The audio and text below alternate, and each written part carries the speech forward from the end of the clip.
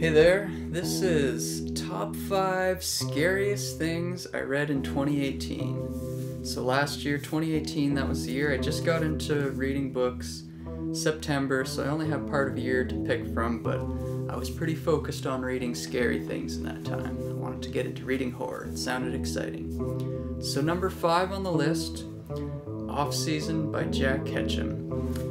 I'd been looking into finding some good horror authors, and Jack Ketchum was a name that kept coming up, and I found this copy for $1 at a used bookstore that sadly went out of business at the end of the year. And this book actually just made the list because I finished reading this December 31st evening, so that's how I brought in the new year, was reading a book. And so this book, it follows a group of friends that go for a weekend away at a cabin. Just 3 couples going to stay at a cabin, and I mean, that's something that my girlfriend and I do with our group of friends, so I could kind of get into the story. Yeah, alright, this is something we get up to too, a little getaway, but what's going on at this cabin though is there's some primitive community of people in the area that make their way into disrupting their little getaway, and well, it ends up being a pretty gory and gruesome book. There's definitely moments in it that made me squirm in my seat. I'm not usually a big fan of gore, so you know, it was pretty scary stuff. But it was a good read too. I kind of liked the style. It was kind of a book in a short time frame, just the course of a weekend, and so your chapters are kind of started with a time marking. And yeah, I thought it was a pretty nice little book, and yeah, definitely scary, and a quick read. It wasn't too big, so I liked this one. It was good. Okay, so number 4 on the list, Revival by Stephen King. Now this book, I'd started reading Stephen King, and I was kind of reading mostly the older stuff, so this was the only more recent thing by him that I read. This came out in 2014. And why I liked the book, first of all, was that the story follows a guitar player, and he's kind of a session guitar player, so he's not really in a big rock band. He kind of fills in with other bands at small gigs here and there, or a lot of his work was as a session guitar player, a guy that kind of just goes, lays down some tracks on an album when they need an extra player. And it was interesting, and I've been a guitar player myself for 12 years, so I could definitely get into reading a book about a guitar player.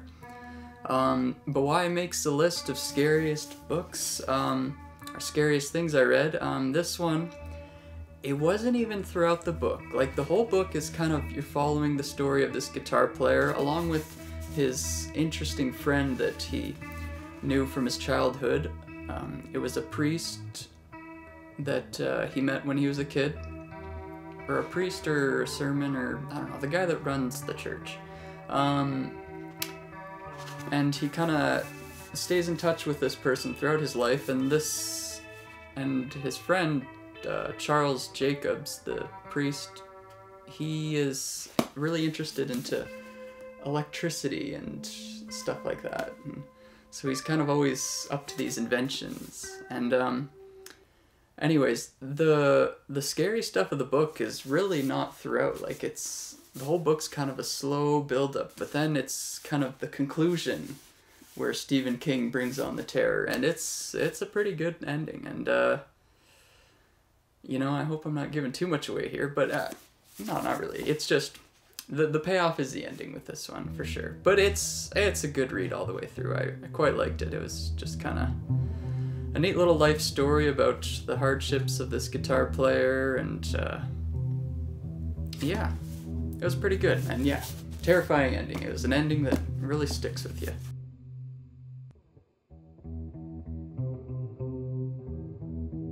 Okay, number 3 on the list, a short story by Stephen King, Children of the Corn, in the book Night Shift.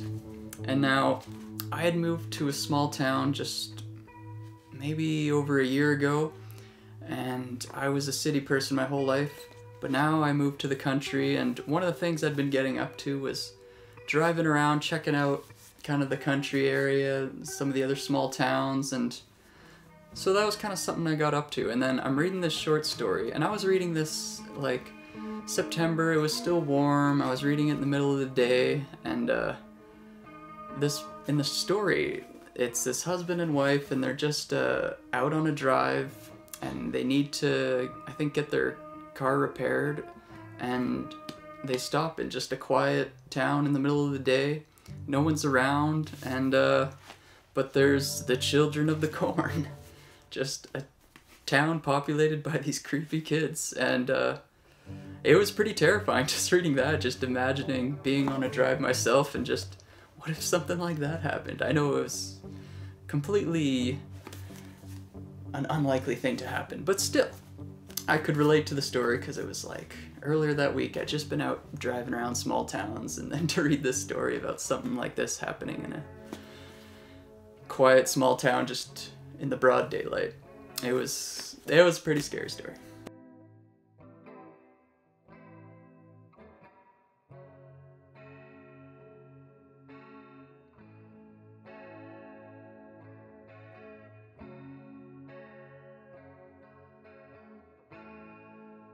Okay, and number 2 on this list, I don't actually have the book. I borrowed it from the library. But Salem's Lot by Stephen King. And again, so new to living small, sleepy, rural town. I read this book in like the fall, so just kind of leading into Halloween, and that's kind of the time frame that the story's set in. And the story is this writer, Ben Mears, he's a successful author. He moves to Jerusalem's Lot, which they call Salem's Lot for short, which was a town he used to live in temporarily when he was a kid, and he's moved there again temporarily because he wants inspiration for a book. And at the same time he moves there, there's this old kind of spooky house up on a hill that's hasn't been occupied for a long time, and some new tenants move into that. And then so the town's kind of all suspicious, as well as Ben gets into the suspicions of what those people are up to, because they're kind of strange people that moved into this spooky house up on the hill. And what kind of brought this book a little more to life too was I googled a map that someone had made of the fictional town. It was like this illustrated map, and so that was kind of neat to look at as I was reading it, kind of get a sense of where everything is in the story. And then also just like walking around my own town at night when I'm walking the dog, like it's very eerie similarities. The town in the book and the town I live in, similar size, similar population. You walk around at night, the houses are all kind of, everyone's shut in, you don't see many people out, and I don't know, it was kind of a fun one to let your imagination run wild with, and it was definitely the right kind of atmosphere for me to read that book in, and it was a good read too, and so yeah, Salem's Lot was definitely a scary read. Quite enjoyed.